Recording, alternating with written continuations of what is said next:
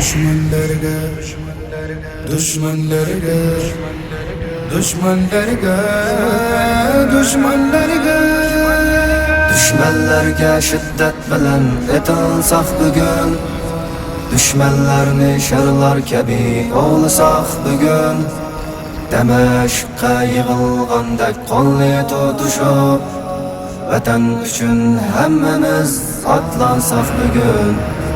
Açtı zulüm, açtı isyan, haddidan açtı. Erkin nefes ölüş bugün bek mutas bo'ldi. Açtı zulüm, açtı isyan, haddidan açtı. Erkin nefes ölüş bugün bek mutas bo'ldi. Vatandaki musulmonning halini o'ylab, nefes to'xtab ko'zimiz yoshliq to'ldi.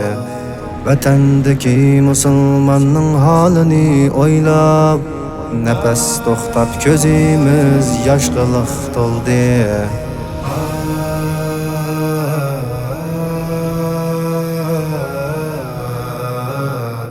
Düşmanlar